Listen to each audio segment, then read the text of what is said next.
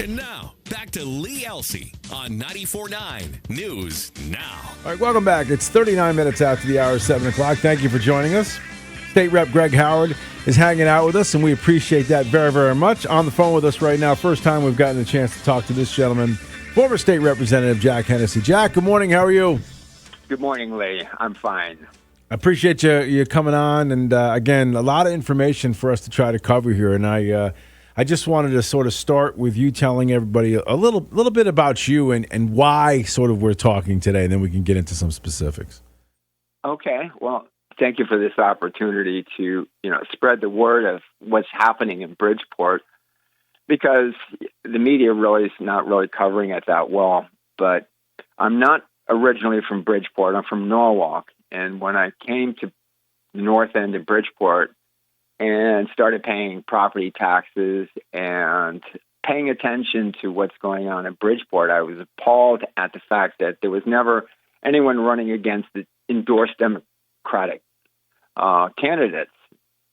I'd come to vote, and there was really no one to vote for so many years, recognizing that all the candidates worked for the city, worked for the mayor, and that it was a closed system. So I started running in local elections for city council and town committee for a number of years, and started making headway just by knocking on doors in the North End, people getting to know me. And then, in 2024, the incumbent announced her retirement, so it was an open seat.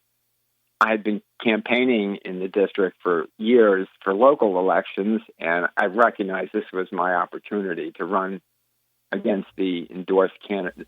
You meant 2004, right? Just so people, yes, 2004. Yeah, okay. You had said 24. You said 2024. I just wanted to make sure people could follow the timeline. Oh, thank you. That's all right. Yeah. That's a teaser. He's coming back. He's coming back. It's a Freudian slip. Yeah, so they challenged me. I won my re-election, and they never came after me since 2006. 2006, they assumed that they'd just knock me out, and they didn't. And they never came after me again until 2018. During that time, I was chair of the Veterans Committee for many terms, and I was a deputy speaker for Joe Asimowitz. And so, I was kind of through the whole entire experience. And, what happened was I ran afoul of the Speaker of the House, Matt Ritter, over this vaccine religious exemption bill that he wanted to get rid of religious exemption for families, vaccine exemption. And since I was the only Democrat that basically was fighting this tooth and nail, because I understood that this was such an important right for parents to have choices over their children's health care, I was gerrymandered just about, my entire neighborhood was moved into Fairfield, and my opponent was moved into the district. And the outcome was going back and forth. It was so close. First, Marcus is winning. Then there was statutory recount, and then I'm winning. Marcus brings it to court, then he's winning by 2 votes. And I bring to court 4 people that said that Marcus Brown told him that anyone can sign absentee ballot applications. Well, the judge found that to be, against the law, and called out canceled the primary, called for a new one. And I think the only reason why you and I are having this conversation is, we're just having deja vu all over again with John Gomes' primary getting thrown out because of absentee ballot fraud. Only this time we proved that the absentee ballots that were harvested it was over 1,000. There was 1,300 absentee ballots that we proved in court. And the judge threw it out, which is why we're having this February 27th general election. And, my whole point is we need to win this general election. Before I let Greg ask you a couple of specifics, I just want to get your general theme. Can't we all be on the same page? Maybe this is a stupid thought, but maybe can't we all be on the same plane and want fair and free elections? It seems like in Bridgeport it's been nefarious for as long as I can remember, and it's almost like it's the cost of doing business, Jack. You just got to realize that in Bridgeport there's going to be cheating. Well, to me that's unacceptable. Why do we let this why do you let this happen? Well, in the 1990s when I first started running, I called it the Bridgeport handicap, in which anyone who would be running against the endorsed candidate would necessarily have at least 10 or 20% on the machines to overcome the absentee ballot fraud. The dead people voting in Bridgeport, it's always been a joke, and it continued to be a joke until the videos came out, and then they can't, the governor and all state elected officials, they didn't come out. The day after the videos were released of Wanda Jeter stuffing absentee ballots, I called all these people. I work with them in the legislature and asked them, what are you going to do about Bridgeport? And, since the videos have come out, not a word from any of our elected officials or congressionals who have benefited from this same nefarious absentee ballot harvesting. So the silence is deafening, and, we have them caught red-handed. And unfortunately, the Connecticut Post hasn't really been covering it. The Connecticut Mirror is, one forum that, has been covering this issue with balance. And I suggest that your readers check out the Connecticut Mirror to read about this in more detail, because unfortunately this is just, they're just trying to get this through. Joe Ganem's their man, and John Gomes is not, and that's the end of the story. Just like I wasn't their man. And I think, Jack, what you're talking about gets to the root of something we've talked about before, Lee, where it's just, I talked about, how to get into the game and whatnot, and, the barriers to entry, I think, is the term that I used previously. There are several districts in this state that you could run a non-existent person. You could put, Kermit the Frog on the ballot, and if they're on the Democrat line, they would win. And there's Republican districts like that too. It's not you know what I mean? There's both. There are super strong districts where it's just how it goes. And the biggest problem in those districts is that you have this small group of people literally picking the candidate. So if you're not playing nice with your party, then you don't get picked and you don't get the spot. That's just how it is, because it's really not about winning the election. It's about getting your name on that line, because whoever's on that line, quote unquote, automatically wins. Right. And that's the root of the problem. And you have these groups of people, whether they're town committees or candidate committees or whatever, as the case may be, they're literally picking the person for you. Right. See, my district right now went plus 11 for Joe Biden in 2020.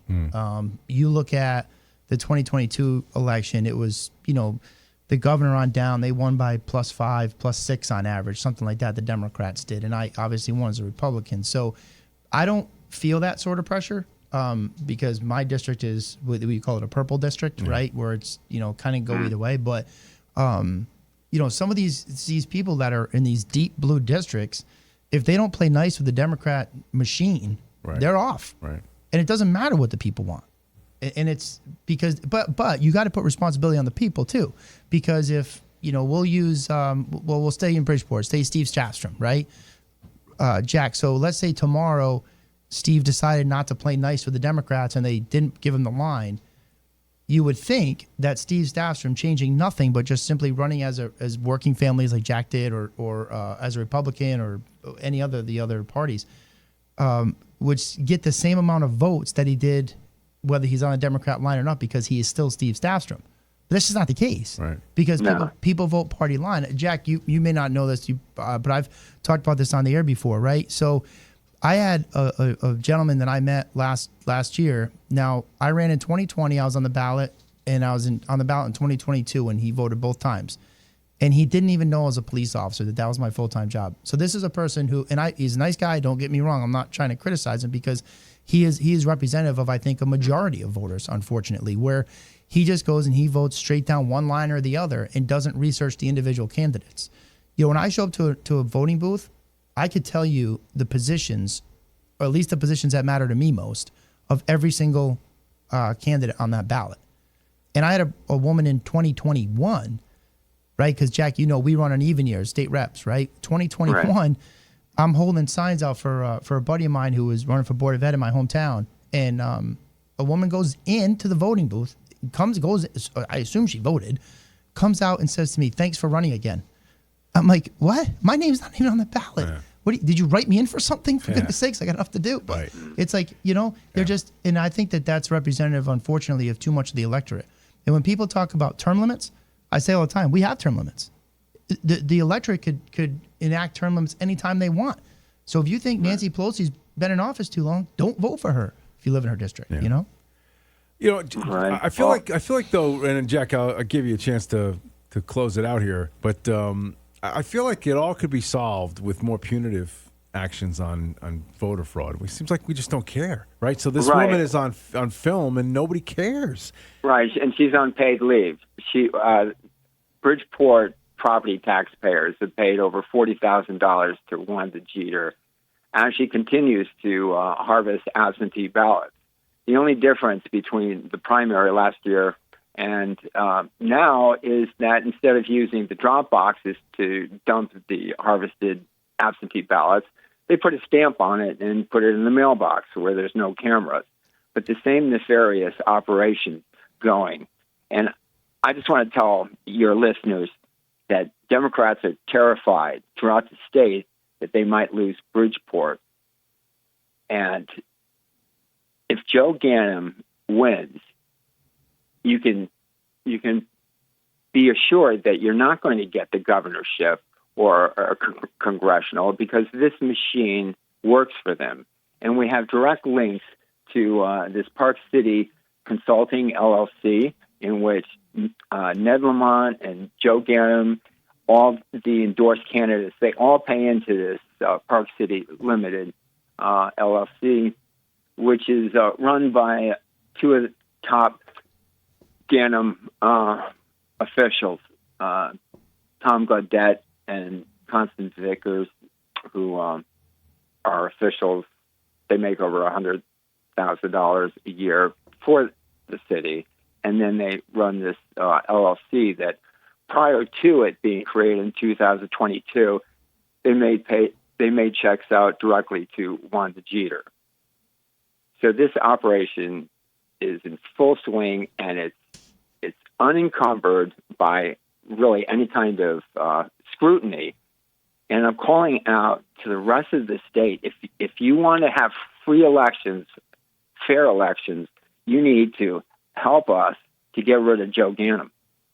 That is the key, because Mario Testa and Joe Ganim have control on this absentee ballot harvesting. It's going on now, even though we have video, even though we had a court winning the court case, just like I won it last year. But then we get crushed in, the general as all the Democrats in the state come in to uphold their endorsed candidates.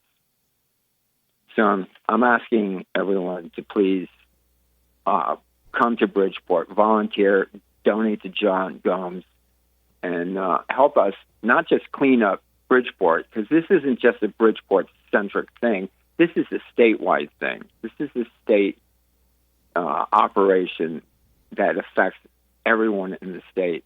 And it's one of the reasons why we're so locked down. and we're not really moving anything in the legislature. We have all our elected officials coming from Greenwich. Now, that they don't represent Bridgeport and the people of Bridgeport. And we'd like to have people in office that actually do represent us. And this is our opportunity.